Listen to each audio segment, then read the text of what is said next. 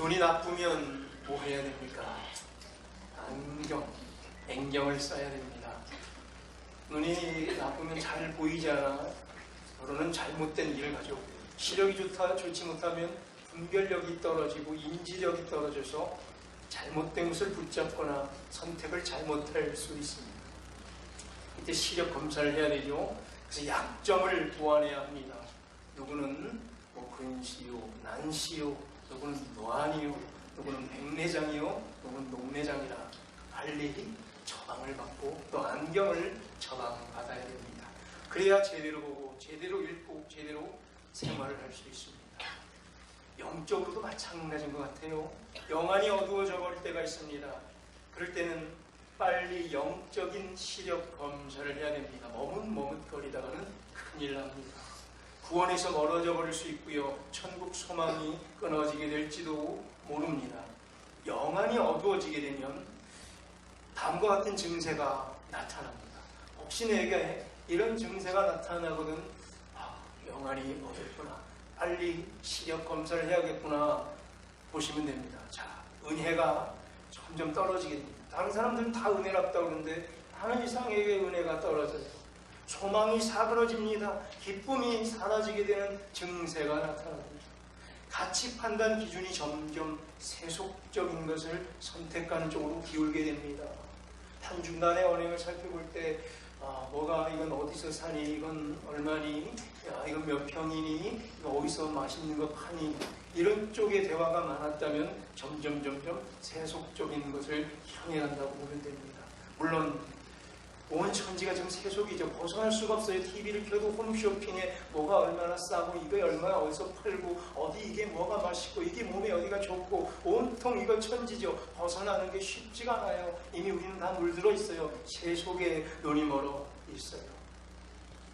교회 사역을 할 때 영안이 어두워지게 되면 어느 순간 하나님 나라와 복음을 위해 일하는 것이 아니라 자기 자랑과 이기적 욕망을 위해 일하게 되더라고요. 자기 감정에 휩쓸리고 기분에 따라 일하게 돼요. 자, 이 증세가 심해지면 자신뿐만 아니라 주변에 있는 사람에게까지도 나쁜 영향을 끼쳐요. 부정적 사고방식으로 주변을 오염시키고 안 돼, 하나만하야, 이렇게 의식을 분출하게 됩니다. 분쟁과 시기와 다툼을 일삼고 자주 짜증을 내거나 화를 내게 됩니다. 작은 일에도 이상하게 지나치게 민감하게 반응하게 돼요. 그리고 이상하게 다른 사람의 말을 귀담아 들으려 하지 않고 자기 주장과 목소리가 높아지게 됩니다. 따라서 영안이 이렇게 어두워지면 스스로 멸망할 뿐만 아니라 공동체까지 죽이게 됩니다. 그러므로 영적 시력 검사를 꼭 다 받으셔야 해요. 오늘 본문의 깊은 묵상을 통해 영적 시력 검사를 다 받게 되기를 간절히 바랍니다.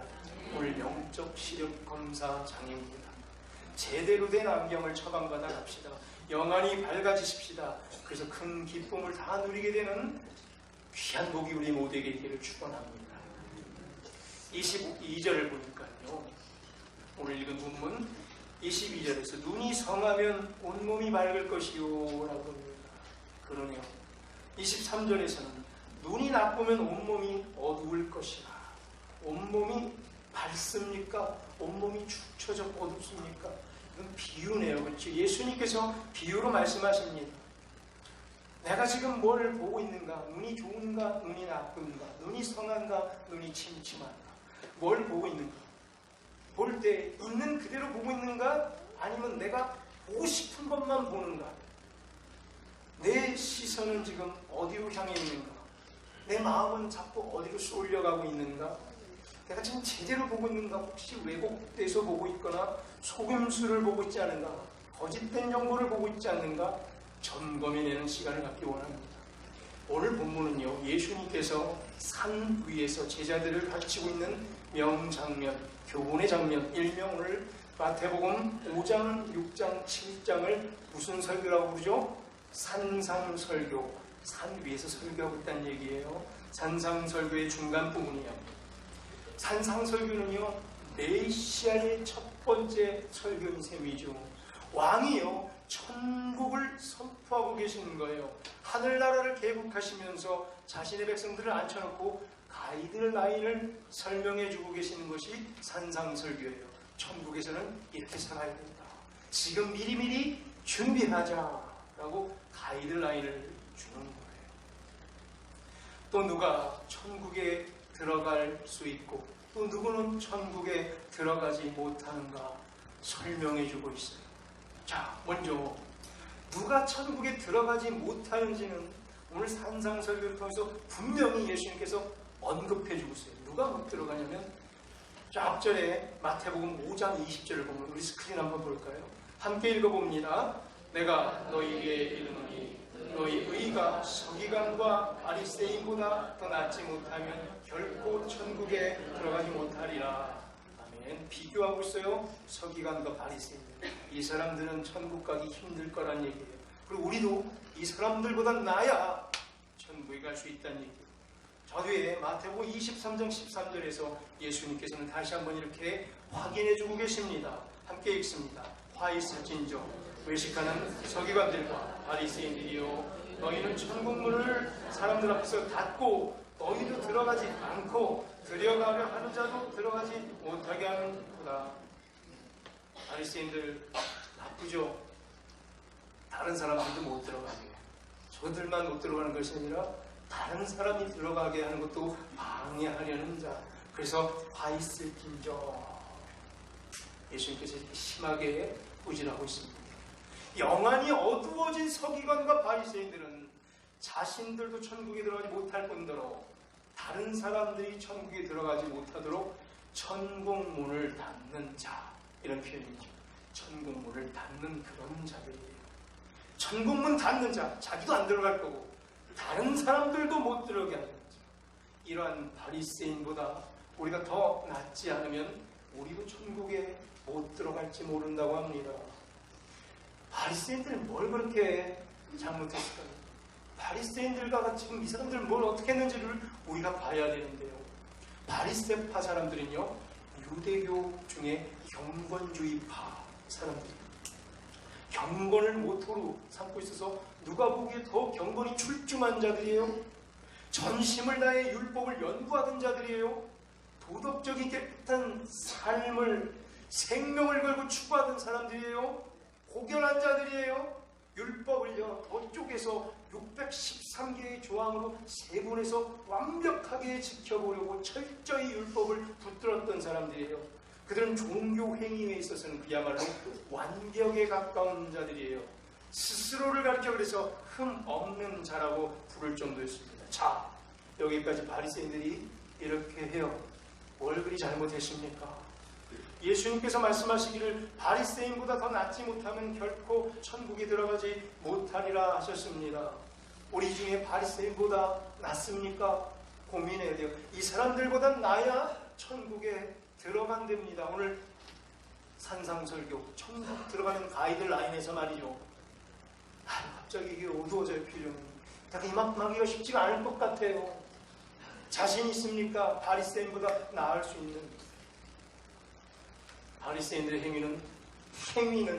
저 행위는 실로 완벽했습니다. 그렇다면 왜 바리새인들을 가리켜 예수님께서는 이렇게 천국문을 닫을 자라고 말씀하셨습니다.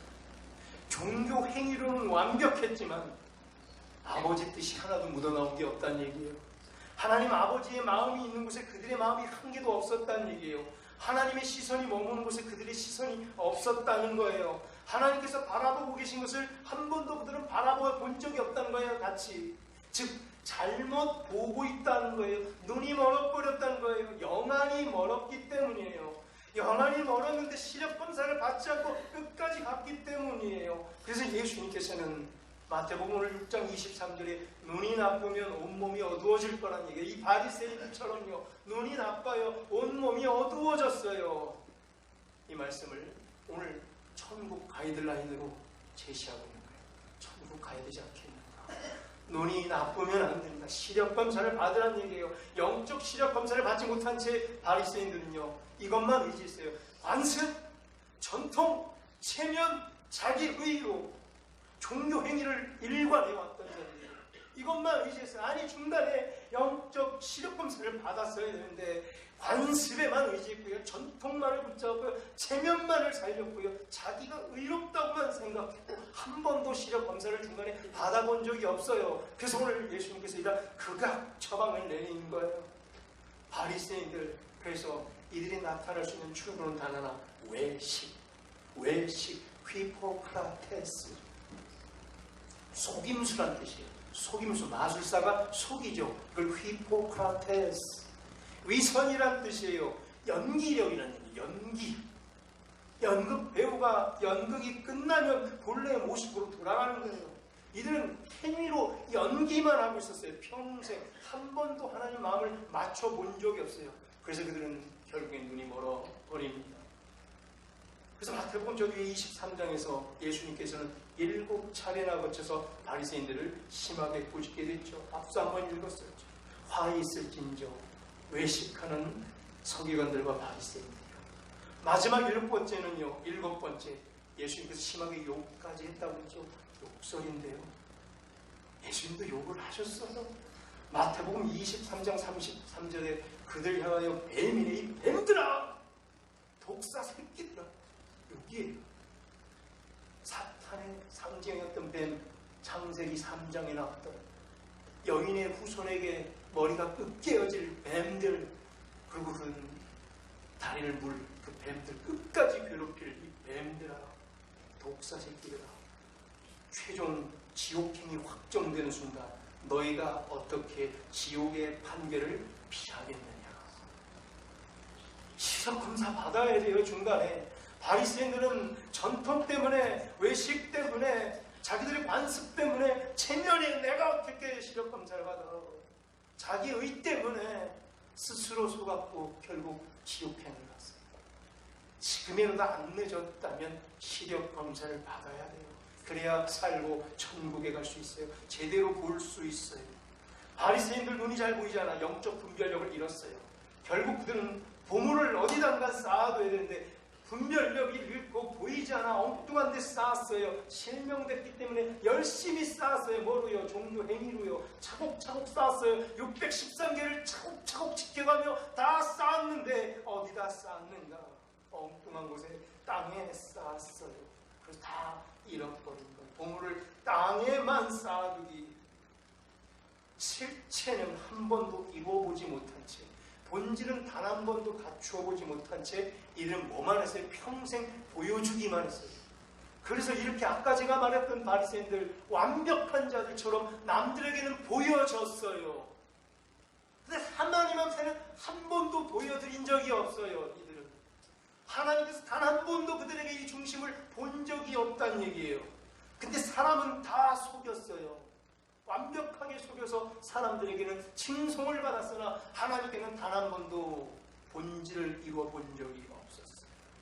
그래서 종교 행위에만 몰두하면서 행위로만, 예수님께서는 단언컨대 말했잖아요. 행위로 구원받을 수 없다. 진정한 믿음을 보이지 않으면 구원받을 수 없어요. 외식으로 일관된 채 눈에 보이는 것에만 치중했고 거칠에만 신경 썼고 땅만 쳐다보고 살았던 거죠. 물질적인 것, 플라스틱적인 것, 눈에 만져지는 것만 보고 살게 된 거예요. 그들의 시선이 머물건 바로 땅, 온통 시선이 땅의 것에만 머물게 된 거예요. 마음이 온통 땅의 것에만 고박되어 있기 때문에 시선도 땅에 머물러 있는 거예요. 예수님의 경고가 있죠. 21절에 네 보물이 어딘가, 보물이 있는 곳에 네 마음이 있는, 재물이 있는 곳에, 돈을 쓰고 있는 방향에 네 마음이 이미 있는 거다. 그래요. 자신들의 행위를 하늘에 보였어야 되는데 한 번도 그러지 못했고, 하나님께 중심을 드렸어야 되는데 그러지 못했어요. 그들의 종교 행위는 완벽하게 사람들을 다 속이기에 충분했고, 그러나 단 한 번도 하나님께는 도달해 본 적이 없어요. 땅에 차곡차곡 쌓아둔 그들의 종교 행위, 오늘 말씀처럼 그들의 보물은 좀과 동록이 해하며 도둑이 구멍을 뚫고 도둑질해 간 거예요. 아무것도 남은 게 없어요. 자, 더 나쁜 건 뭐라고 했어요?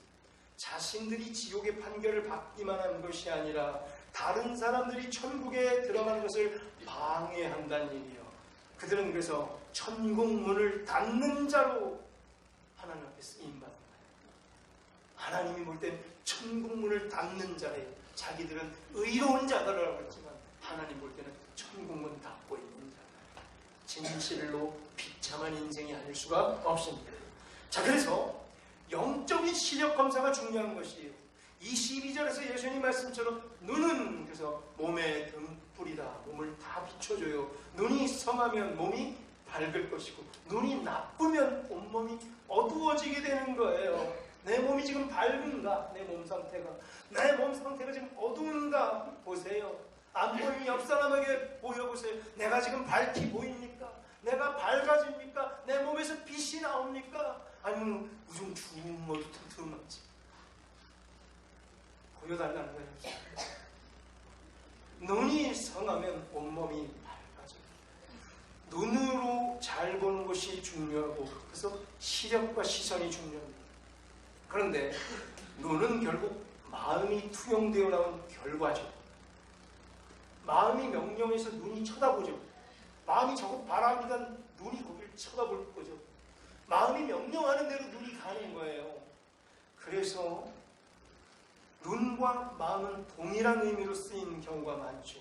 누군가에게 마음을 쏟게 되면 눈도 거기 가게 된다는 거죠. 자, 그래서 시선과 동시에 마음이 어디로 향해 있는가를 확인해 보시기 바랍니다. 땅을 향해 있었든지 하늘을 향해 있었든지. 자, 한 주간에 어땠어요? 한 주간 내 대화의 중심, 내가 눈으로 쳐다봤던 게 뭔지 샥 파노라마처럼 일주일을 돌려보세요. 뭘 봤어요? 눈이 본 게 깜짝 놀라지 갑자기. 거기에 내 마음이 있었대요. 내가 눈으로 본 게 온통 뭐였어요?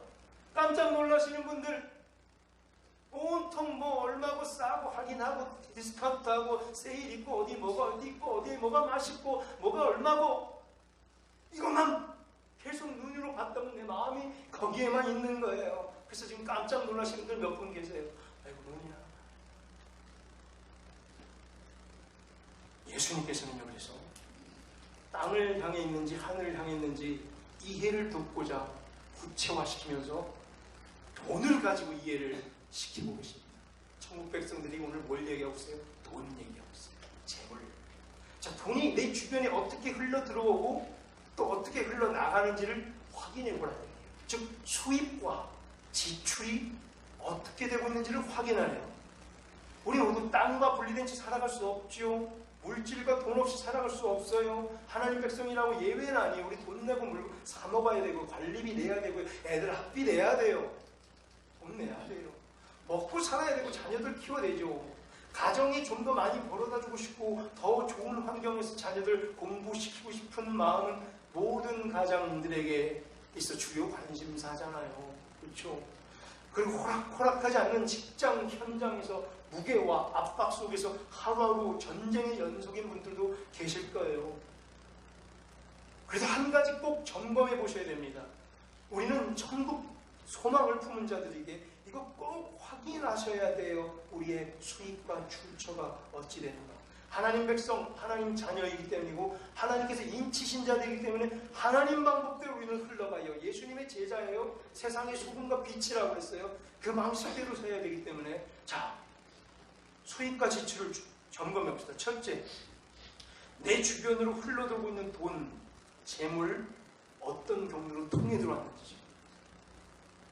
심각한 분들이 있을 수 있어요. 정당한 방법인지 투명한 방법인지 노력한 만큼의 땀방울의 방법인지 확인하시오. 두 번째로 돈과 재물 이번에는 무엇을 위해 어떤 방식으로 사용되고 있는지 지출이 주로 어디로 있는지를 사용해야 돼요. 저도 깜짝 놀랐어요. 지출이 주로 먹는 데 사용되더라고요. 뭘 그렇게 먹었는지. 비참하네요. 우리 집 엔겔지수가 너무 높아요. 엔겔지수란 각 가정의 소득 대비 식료품비 뭘 그렇게 먹으려고 했는지를 다들 끄덕끄덕 하시죠. 이상하게 먹는데 이렇게 많이 돈 있어요. 가슴이 아프더라고요. 하나님의 뜻과 계획을 이루어드리기 위하여 사용되고 있는지 확인하라는 얘기예요. 지출이 주로 어디에 지출해 줬어요. 자, 그럴 때 이것을 확인하면서 분명히 보여지는 하나의 경계선이 발견돼요. 자, 경계선이 딱 섰는데 그러면서 아차 싶어지는 순간이 있어요. 하나님을 섬기는가? 이 경계선에서 재물을 내가 진짜 섬겼는가가 갑자기 구분이 되기 시작해요. 경계선이 있다는 얘기예요. 자, 오늘 예수님도 전면전을 지금 치르고 있어요. 누구와? 돈과. 정당하지 못한 방법으로 돈이, 재물이 흘러 들어오게 되면 이거 분명히 재물 섬긴 거예요. 정당하게 하셔야 돼요. 또 하나님의 뜻과 계획을 이루어드리기 위해서 사용된 것이 아니라면 이거 분명히 재물을 섬기고 있는 거예요. 이 경계를 구분하는 게 바로 뭐냐면 영적인 시력이에요. 아까 영적인 시력이 바리새인들처럼 무너져서 실명이 되면은요, 구분이 안 돼서 땅의 것에만 자꾸 투자를 하게 되는 거예요. 크리스찬이지만 자꾸 땅의 것에만 눈이 가고 시선이 가게 되는 거예요. 영적 시력이 나쁘면, 눈이 나쁘면 어느 순간 우리도 분별력을 잃어서 내가 하나님을 섬기고 있는 줄 알았는데 경계가 무너져서 돈을 섬기고 있게 되는 거예요. 자, 경제 활동에 있어서 수입과 지출에 있어 이게 정당한 방법인지, 하나님께서 기뻐하는 방식인지, 성령께서 도우셔서 수입을 얻은 방식인지 분별하게 돼야 돼요. 하나님의 뜻을 이루어드리는 지출인지, 하나님이 원하는 지출인지, 보물을 하늘에 쌓아두는 지출인지 확인해야 돼요. 이게 헷갈려 버리게 돼요. 그래서 예수님께서 오늘 24절에 대선언을 하십니다. 이건 대단한 선언입니다. 뭐라 그래요? 24절에 단호하게 말씀하십니다. 한 사람이 두 주인을 섬기지 못할 것이라고 말씀하십니다. 이거 예수님의 말씀이에요. 예수님이 두 주인이 있다고 말했어요. 하나의 주인은 하나님이시고 또 하나의 그 대등한 저 반대편의 주인이 뭐래요? 돈이래요. 이건 예수님이 인정하셨어요. 하나님의 최고의 라이벌이 뭐란 얘기예요? 쌍벽을 이루는 저쪽 편의 가장 강력한 신이 뭐란 얘기예요? 돈이라는 거예요.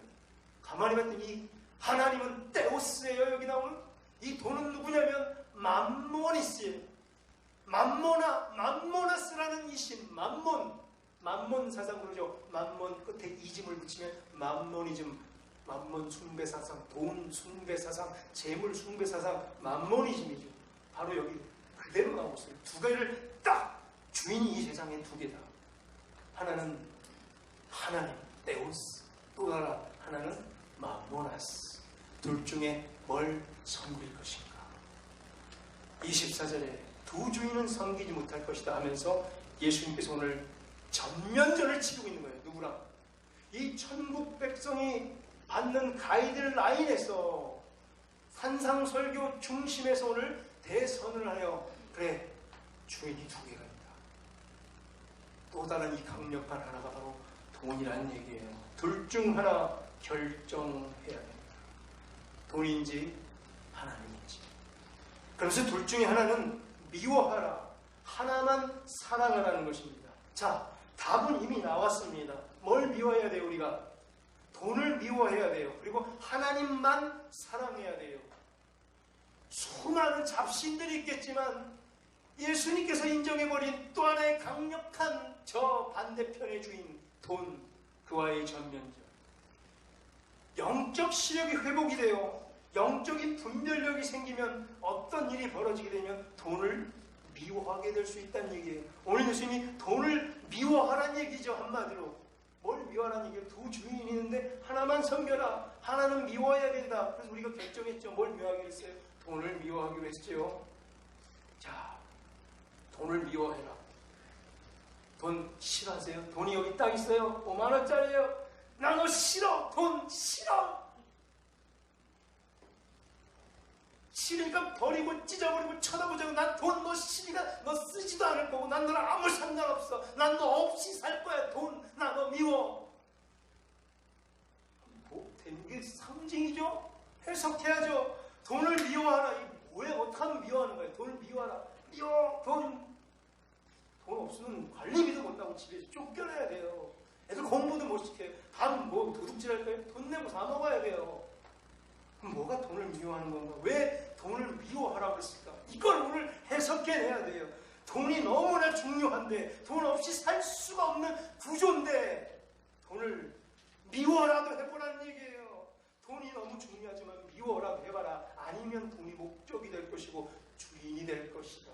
이렇게 신용이라도 하지 않으면 반드시 돈의 노예가 될 것이다. 왜요? 돈 자체의 힘이 너무 세요. 마력이 너무 세요. 사람의 의지로는 쉽게 꺾지 못하고 분명히 돈에게 무너질 거라는 걸 알기 때문에 하나님 맞짱을 뜰 수 있는, 맞대응을 할 수 있는 게 돈이라는 얘기예요. 이 반대편에.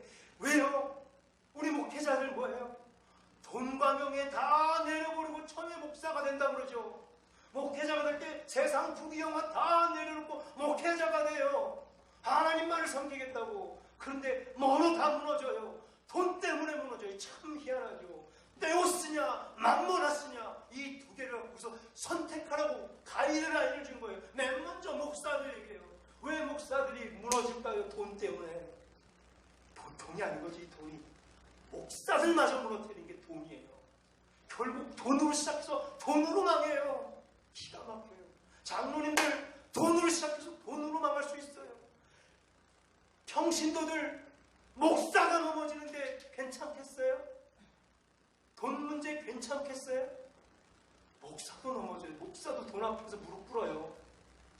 근데 매일매일 삶의 현장에서 경제 활동을 하는 평신도들 돈과 전쟁에 이길 수 있겠어요?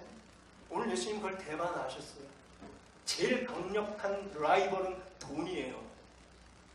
거기와 전면전을 아예 그냥 천국 가일레든 아이네 딱 선포하고, 두 주인이 있다 세상에 딱. 누구냐? 심지어는 목회자도 넘어집니다. 돈을 이길 수 있는가? 그래서 뭐하는 얘기에 돈을 미워하라. 무섭기 때문에, 돈으로 결국 망할 게 앞으로 보이기 때문에 돈 문제에 있어서는 민감하라는 얘기고, 두려워할 정도로 일부러라도 미워하라는 얘기고, 그러지 않으면 다 넘어가기 때문에 돈 없이 살 수는 없다는 얘기지만, 돈을 끝까지 미워하는 의지를 끊임없이 보이지 않으면 어느 순간 다 무너지는 거예요. 우리도 많은 경험하지 않았어요? 부성교회 돈으로 시작해서 돈으로 망하게 돼요. 문제는 결국 돈이에요. 우리 부성교회 성도들 돈에 너무 민감해요. 왜요? 뒤었잖아요. 사람이 한번 뒤면 어때요? 근처만 누가도 이렇게 되죠. 반응이.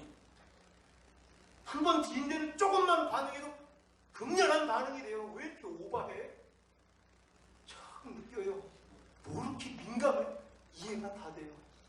돈에 뒤었기 때문에 돈 문제에서는 철저히 하고 싶은 거죠. 이해가 충분히 돼요. 자, 오늘 이 마당에 오늘 돈밥 게임 끝내십시다. 오늘 돈밥 게임 끝내시는 분만 저 문 열고 나가세요. 문 잠그세요. 진짜 잠갔어요. 오늘 돈과의 끝장을 본 사람들만 저 문 나갈 수 있어요. 돈 자체가 너무 마력이 강해서 돈을 미워하는 사람만 저 문을 나갈 수 있습니다. 그래요. 돈 하나님과 맞대응시키고 있으면 강력한 우상이에요. 이제 말씀했습니다. 세상 사람들에게 있어서 하나님과 동급이에요. 데오스냐 맘모나스냐, 우리도 선택해야 돼요. 오늘 결단하자는 얘기예요. 돈 문제에 있어서 우리 깨끗해지십시다. 요만큼도 구린 게 이 시간 다 끝내십시다. 돈 깨끗해지십시다. 완벽히 깨끗해지십시다. 진짜요. 더 이상 돈 때문에 민감하게 뒤어서 반응은 너무 추다. 깨끗해집시다. 선포가 필요한 거예요. 무슨 선포? 돈을 미워하겠다. 그 말은 거꾸로 하나님만을 사랑하겠다. 둘 중에 하나라는 얘기예요. 같이 못 간다는 얘기예요. 그래서 돈을 미워하라는 얘기예요. 결국에 같이 가다가는 어느 순간 돈 쫓아간다는 얘기. 오늘 이 시간에 영적인 시력 검사를 통해서 분별력을 갖고 재물과 돈을 대항하는 방법을 가져야 돼요. 돈을 미워하게 되면 하나님이 준비한 복을 내려주신다. 돈을 일부러라도 미워하다 보면, 내가 일부러 돈을 사랑해서 쫓고 돈을 내가 모으려고 하면 하나님의 복이 차단되는데, 진짜 오늘 돈과 내가 깨끗해지겠다고 선언하면 세상적으로 맞겠지 몰라도 하나님의 방법으로 복을 부어주실 줄로 믿습니다. 그런 방법을 오늘 선택하라는 거예요. 네가 스스로 돈 벌어볼래? 아니면 정말 깨끗하게 해서 비록 궁핍하고 부족할지언정 하늘에서 주어주시는, 채워주시는 그 하나님이 이기시는 것을 체험할 것인가를 오늘 결단내라는 거예요. 따라서 영적 시력 검사 받기를 저는 여러분들에게 호소합니다. 추천합니다. 여기서 영적 시력 검사 받으셔야 돼요. 이건 멀어지고 일주일에 한 번 오늘 근데 여기 나오신 거 너무나 감사하고 힘들게 이 무더위를 뚫고 이 4층 시원사까지 올라오셨는데 그거로 좀 부족해요. 여러분들 주중에 한두 번 꼭 펴보셔야 돼요. 이걸 펴서 영적 시력 검사표를 통해 나를 관통해내지 않으면요, 아까 바리새인들처럼 어느 순간 실명이 될지도 몰라요. 그리고 나도 모르게 땅의 것만 계속 차곡차곡 쌓아가게 될지 모릅니다. 영적 시력 검사를 통해서 영적 시력이 밝아지는 우리 모두 되기를 주의 이름으로 축원합니다. 네. 영적 시력이 밝은 성도들은 이런 증세를 나타냅니다. 모든 것이 갑자기 은혜로 보여요. 다 은혜로 보여요. 그리고 남들은 불가능하다고 할 때 자기 속에 소망이 싹 트는 게 보여져요. 감정과 기분과 상황을 초월하게 되고 사역을 감당할 때 이상하게 늘 기쁨이 충만해지게 돼요. 그게 보여져요. 또 가치 판단 기준이 점점 영적인 것과 하늘 소망적인 것으로 향하게 돼요. 세속적인 이야기가 동료들 가운데 있을 때라도 착 듣다가 얘기를 탁 들어서 성경의 이야기와 영적인 이야기와 교회의 이야기와 복음의 이야기로 틀어줄 수 있는 재치가 생기게 돼요. 자기 자랑을 늘려놓는 게 줄어들어요. 어떤 사람은 입만 열면 결국 자기 자랑, 깔때기라고 하죠. 깔때기. 뭘 얘기해도 결국 자기 자랑이에요. 깔때기라고 해요. 자기 자랑이 줄어들게 되고요, 이기적인 욕망이 감퇴가 되고요, 복음 전파와 하나님 나라에 관심이 가득하게 되고 그게 저절로 표출이 돼요. 다른 사람의 목소리를 또 귀담아야 듣게 돼요. 영적으로 시력검사 받은 분들은. 그리고 다툼과 분쟁이 끊을 수 없다고 우리 지지난주 배워서 교회는 다 그렇다고 그랬죠. 요한계시록 7회. 분쟁과 다툼과 문제없는 교회가 없다고 그랬죠. 그럴 때마다 영안이 밝은 사람들은 자신이 양보하고 자신이 희생하는 쪽을 들게요. 그래서 공동체의 연합을 살려내요. 이게 영안이 밝은 자예요. 우리 모두 성경을 통하여 영적 시력 검사를 다 받아 모두 영안이 밝아져 천국 백성의 특권을 누리게 되는 기적이 우리 모두에게 있기를 주의 이름으로 축원합니다. 하나님 아버지,